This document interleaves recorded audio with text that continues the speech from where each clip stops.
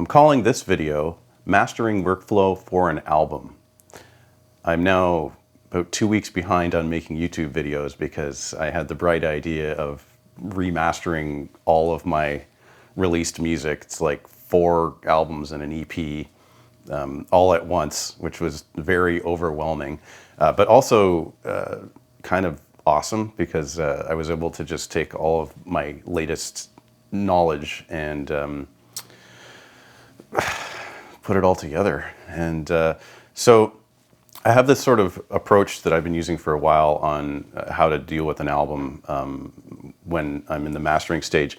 And basically, there's a couple of approaches. You can just like master within each session or have a separate session for the mastering for the song.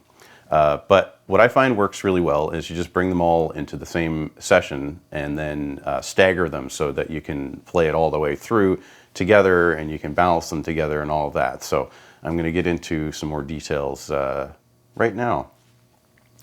So we're looking at what is called Purple Girl, is one of my albums, and it has 7 songs. And so the way that I've set it up basically is this album was done with analog summing. So during the mix stage, I couldn't really put a bus compressor on everything together. So I'm doing that now. So you can see here that I've got a UADX SSL G comp on every channel with a ratio of 4 and a pretty slow attack and an auto release. And just a little tiny bit of gain reduction. They call it kissing the meter. And it actually, even with a very minimal amount of gain reduction, this plugin is, I think, very colored. It just brings everything forward.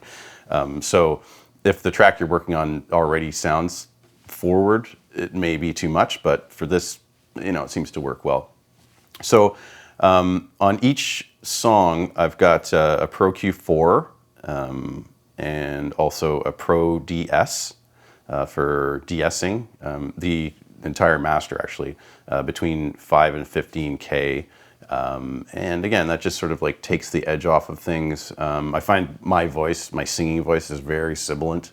And so even with de-essing in the track, especially this is an older album, it's like 6 or 7 years old now. So the stuff I'm working on now, I've got a lot better at taming those sibilant sounds before it gets to this stage. But in general, it doesn't hurt as long as you're very careful about how much you're shaving off there.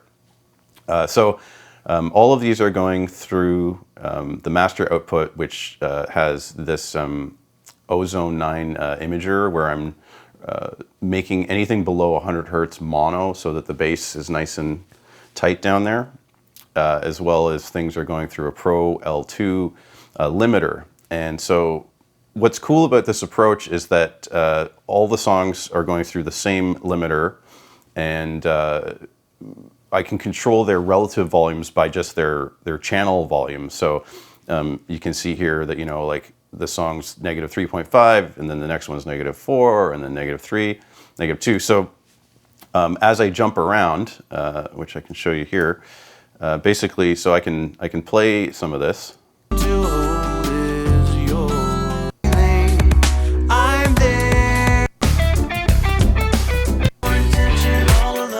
So having them all together, it's really easy to, just jump between songs and hear their relative volumes. You can see a lot on the meters, and I do use the meter in the, like here, the Pro-L2, to get that LUFS reading. And sort of, for my music, I try and make it like where it hits around -10. I find that that's, it's loud, but it also still maintains a lot of the punchiness and the dynamics. If you go louder than that, you start to reduce the amount of punchiness and it gets a little bit sort of fuzzy. But if you go lower than that, then it just sounds quiet. There was a time that I was misled by, things online, and I was mastering to like -14, which people said was for Spotify, which at this point I think is totally bogus. And like the different streaming platforms, they will adjust to whatever is appropriate for them. And so if your track is like louder than what they want, it'll make it quieter, and if it's quieter, it'll make it louder. But I find that if you're too quiet, it just ends up not sounding full. It sounds a bit like weak or something. So yeah, so in general, it's pretty simple, and I think the biggest revelation that I've had lately is I don't know why the song has that weird little thing right here, input gain. Oh, because there's an input set. Let's get rid of that.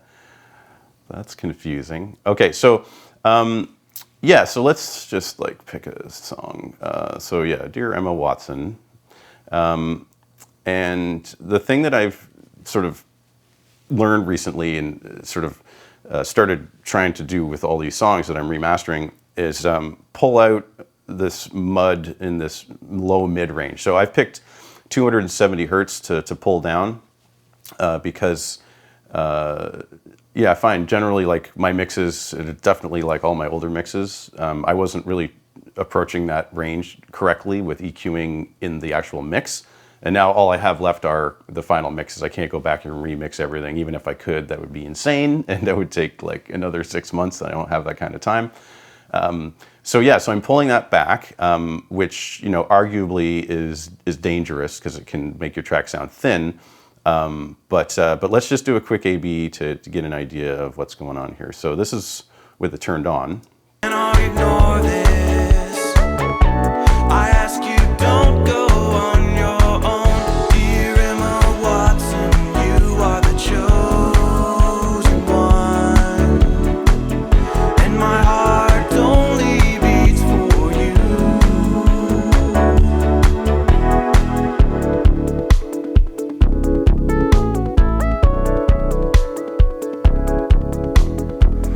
So yeah, I turned it off for a second there, and you can hear it brings back what my dad calls mung in terms of the EQ spectrum. It just makes things sound kind of, yeah, boomy and murky. And for years I've been struggling with like trying to mix and play back on different speakers and not understanding like why does it sound like that. And there's just this buildup down here that happens if you don't deal with it. So just for fun, this plugin has this ability. I can like solo just the frequency that it's dealing with, and like let's just listen to that frequency by itself and see what it is.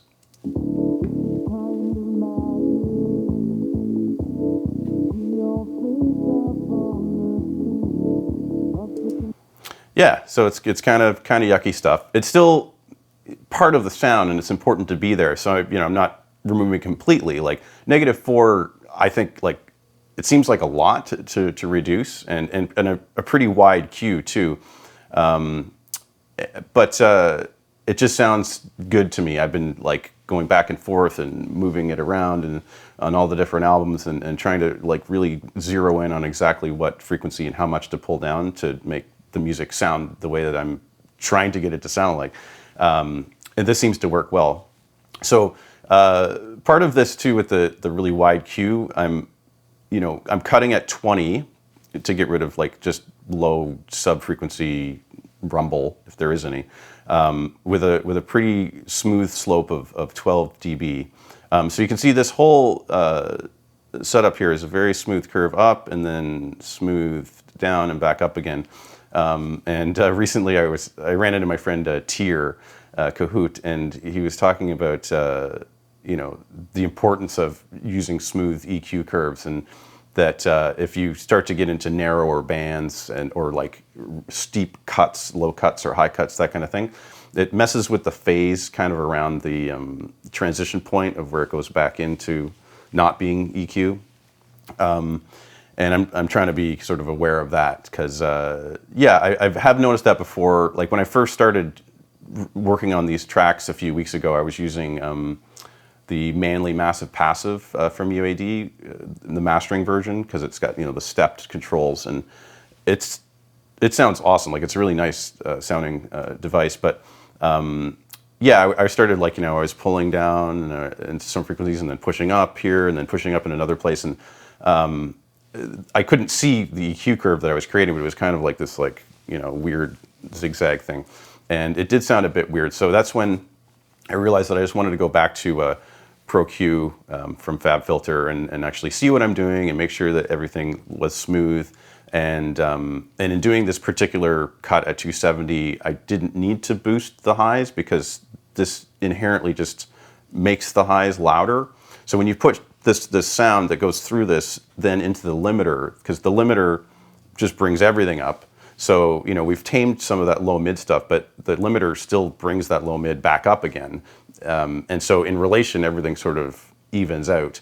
And you can see, you would think like with this cut here at 274 dB that you would really see a big dip. I'm just going to bring up another Pro-Q4 so we can just see it on the meter here. And tragic. Girl, you know just what I mean. I'm here to remind you of places you have never seen. Finite and cantatum. Girl, I'm down here on my knees. Dear Emma Watson. So yeah, it's a bit lower, but it's not crazy. And also, like, taking out those low mid frequencies, I find there's so much more clarity in the bottom end, like the bass and the bass drum, like, just sound so tight now, and the highs sound clear. So some of the other tracks, I've had to be a bit more sort of drastic. Some of my much older material, I had to do like dynamic EQ in the high mid or like mid 3K sort of range, and also like up higher, like 12K little shelf there with some dynamic EQ, and it just brings the edge off, because the older mixes, the stuff that I did in like 2006, 2008, is a bit brittle sounding. I was younger, I was still learning. I'm still learning now. I may go back and look at this and think that I'm crazy, but at this point, I'm feeling pretty confident about it. I really like the sound that I'm getting. But yeah, in general, this setup, I'm using Logic, obviously, and being able to have the songs staggered like this and then go to the mixer and see them all there. I've also, with the screen sets function, I've got all the audio files here visible, so as I bring in different versions of mixes, I can sort of make sure I've got the right one, that kind of thing. That was part of this project. Was a bit difficult to go back and like find all the correct original mixes, because over time I've made different versions of things, and like I wasn't as organized as I really should have been. But yeah, now moving forward, I've got this all together. It's all backed up. I'm good, and yeah, so that's basically my approach to this, and I hope you got something out of this, and please like and subscribe and leave a comment if you think I'm on the right track, or if you think I'm crazy. Thank you for watching, and I'll see you in the next video.